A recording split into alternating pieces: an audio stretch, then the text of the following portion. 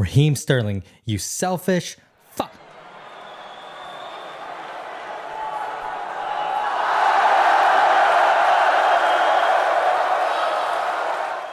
Hey, welcome everyone to the American Blues Podcast. This is your host, Harry Lee. Let's talk about Chelsea versus Leicester. Video's a little bit late, but busy with life happens. So, immediately, let's talk about the starting lineup really first. I didn't like what I saw of Sterling starting. I think everyone who was getting excited for the game, well, not everyone, but I would say most people who have been watching recent games can understand that we just didn't want Raheem Sterling to start. He has not been showing his class. He has only been showing his extremely selfish side, and this game was no different. So I was not happy seeing him in the starting lineup.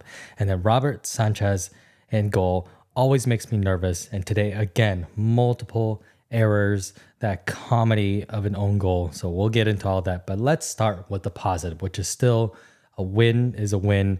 At this point, honestly, all we need is a win. That's all I care about. I don't really care about anything else. I care about a win. And so that was good to have, even though it came late. You know, we still move on. We're in the semifinals, so fantastic. It's going to be a really tough road with the next one with City, but I genuinely think the way that we played against City this year, if we are lucky and we dig in hard, we can do it. But let's go over the goals.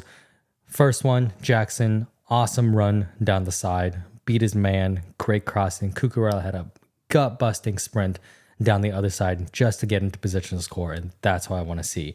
I think for this season, Jackson, as the season has gone on, he's shown just how important he is to this team. His link-up play, his sprints. Yes, he's going to have weird bad touches here and there. Yes, he's going to sometimes freeze and not know what to do. And he had that miss from the middle of the box at the end of the game to win it. And that's just Jackson. You know, sometimes he's really good and sometimes he'll miss the easiest of chances. But that doesn't mean he's not a useful team. And I would actually say that Jackson, right now, as the team is playing, really complements our attack. And without him, we are missing a great deal.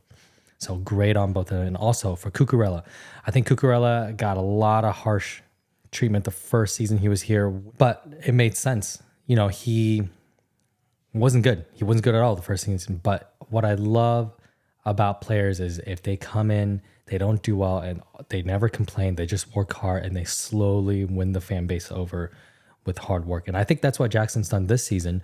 And I think that's what Cucurella has done this season too. So I want to see him more in left back. Even though I love Ben Chilwell, I still think he's extreme class. And you saw when he came on at the end of the game how he can add towards attack, how he is more of an attack-minded left back than Cucurella is. So I think both of them have a role with the club, especially given how injury-prone Chilwell has been.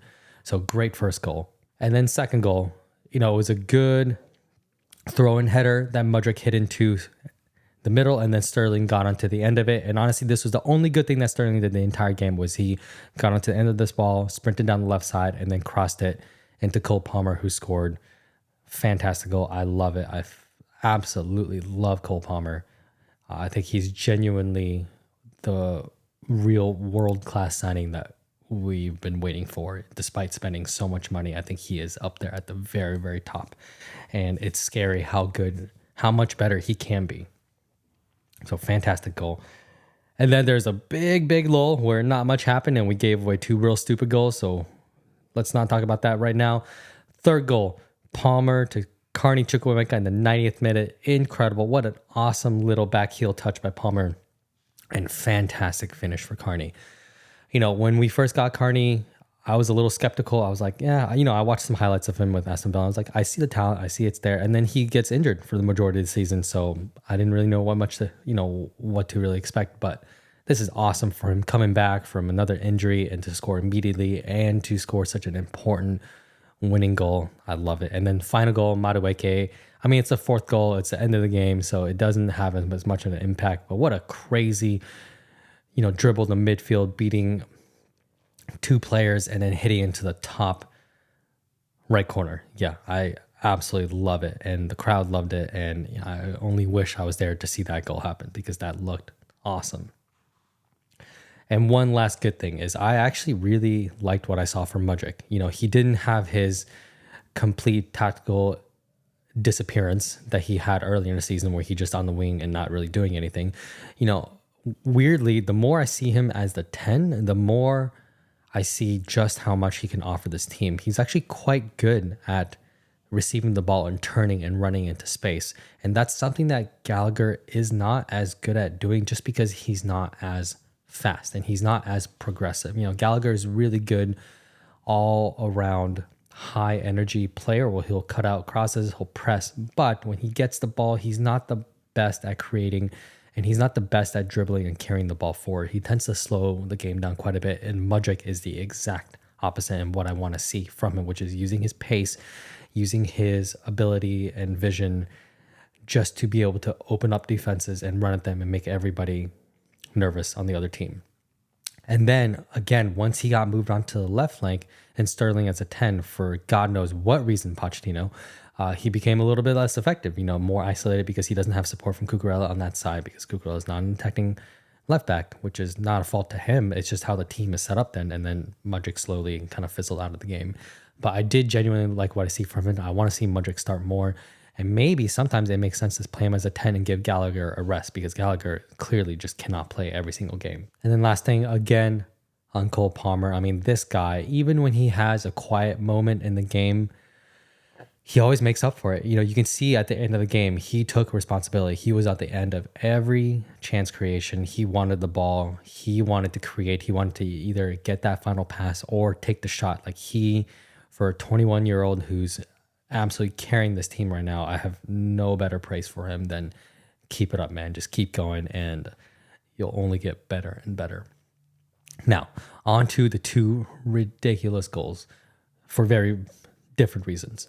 Second goal, let's go over that one first. I mean, it's just, you can be harsh on Gusto for not defending that, but I think that's just good wing play. It's just fantastic crossing, dribbling. He beat his man and then hit a unstoppable shot into the corner. Good on him.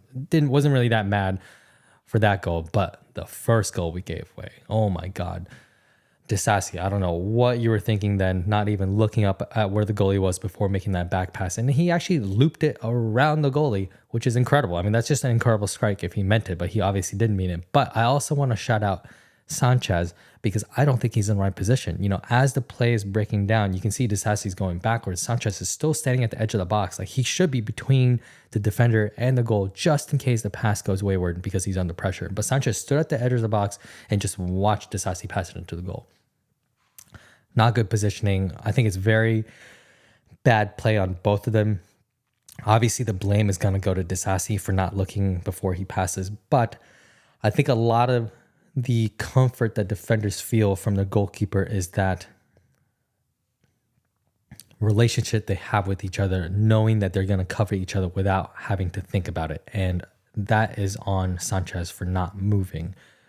And now if they play together, now Disasi's going to be really hesitant. Whenever he passes back, it's going to slow his play down a little bit more. And that's going to give defenders even more, or attackers even more of a chance to nick the ball from him. And that's just not good. These tiny little things in games is what adds to defenses being shaky, being nervous, being bad with their touches, and I just don't want to see that happen. And the next negative is honestly Sanchez. He looked like a goalie who was trying too hard to get back to the team, running out for crosses he was never going to get to. He did that multiple times. And against a better team, we would have been punished because the goal was wide open. If we do that against City and he plays for one, which he should not be playing. Petrovic should be playing against City. But if Sanchez plays and he starts flapping away at crosses and misses them, I guarantee you Holland will be at the end of those crosses just drooling at the sight of an open goal. So we cannot have that. And then second, Sanchez, again, just so nonchalant, so lazy when he's on the ball. He has plenty of time to make a pass, but he just waits and waits and waits and invites the pressure to the point where it makes it really nervous. And one of these days, he's going to give up a goal because of it. And sometimes he gives away a corner because of that. And that's just not good enough. I don't want to see that. It makes the whole defense nervous. It makes me nervous. It makes the whole crowd nervous. Please, either cut that out or just play Petrovic. There's no reason to not play Petrovic. He's a goalie. He hasn't played that much this season. He doesn't need a rest. Mentally, he's fine. Just play Petrovic. And the other sort of negative, which it was kind of out of our control, is Enzo not being able to play this game because of suspension. Gallagher, Caicedo midfield, while high in energy, it's just not very good for play building. They don't work very well together, I don't think, because they pretty much have the same mindset of just lunging into challenges. Neither of them really had that much of an eye for that progressive pass. Now, Caicedo did have one pass to Sterling that he completely fluffed. Great, but the majority of the game, these two in deeper midfield just didn't add too much to the game today. And finally, the main gripe I have about this game is number one on Sterling and number two on Pochettino. Sterling. My goodness, dude. I don't want to see you play for this team. I don't. Maybe you can come out as an impact sub and make a difference with your selfish playing, but I don't want to see you start anymore. It's not good enough. It's just nowhere near good enough for the highest paid player who's also the most mature, who's supposed to be the leader for the team to show the young guys forward. This is not how you set a good example. So many missed opportunities this game, being selfish on the penalty. Like, why is Palmer not taking penalties? He hasn't missed one this season. There's no reason to take the ball off of him, especially when we are only one ahead at that time. Like, this is, Sterling, this is not a team that's comfortable with just a 1-goal advantage. That was a time to go ahead 2-0 and kill the game, and he couldn't do it and take one of the worst, weird, it looked like he tried to almost trick the goalie by trying to side foot it down the middle, but he completely shanked it and it just slowly rolled to where the goalie dived, and the goalie actually almost overdove the ball, and that's how bad of a penalty that was. And then after that 1-on-1 with the goalie, hitting it completely wide, trying to curl around, but there was no curl on the ball. It just went straight wide. And then the end of the game, when Palmer sat on the edge with a great chance to score a free kick, and I understand Sterling scored a great one against Newcastle earlier this year, but yeah, this was horrendous. I mean, it went into the stands. I think they're still trying to look for the ball today. So just not good enough.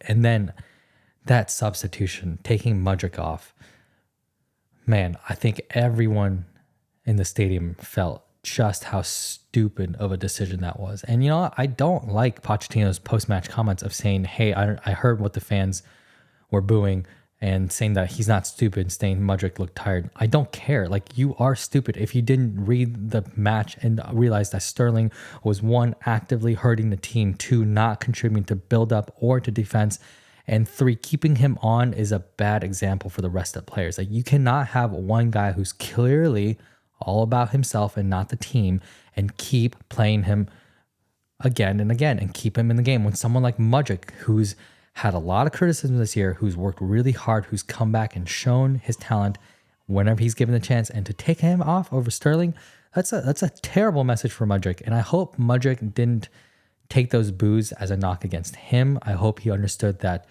we wanted him on the pitch. We wanted Sterling off. We did not agree with that substitution. But yeah, Raheem Sterling, please, in the summer, if we could sell him. I don't care about if we even up. We're never going to make a profit on him. It doesn't matter. I just want his wages off the books. I want that selfish player out of the club. I just don't think he's good enough. He's nowhere near good enough.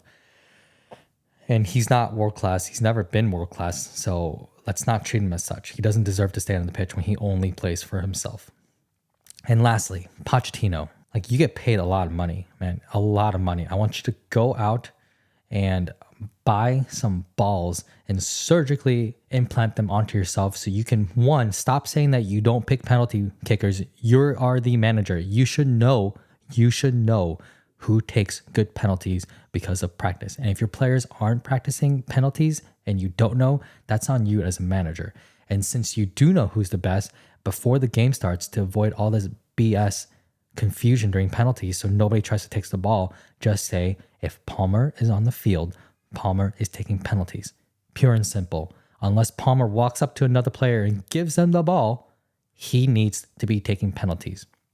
And three, this is also on the captain. Conor Gallagher, you are the captain.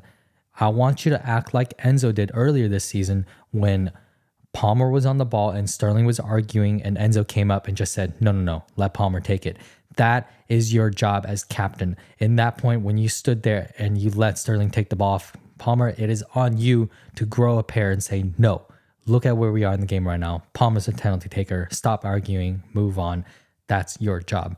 But mainly, I want to put this on Pochettino for creating this confusing situation where we don't have a set penalty taker, at least according to him. We do have a set penalty taker, and it's Cole Palmer.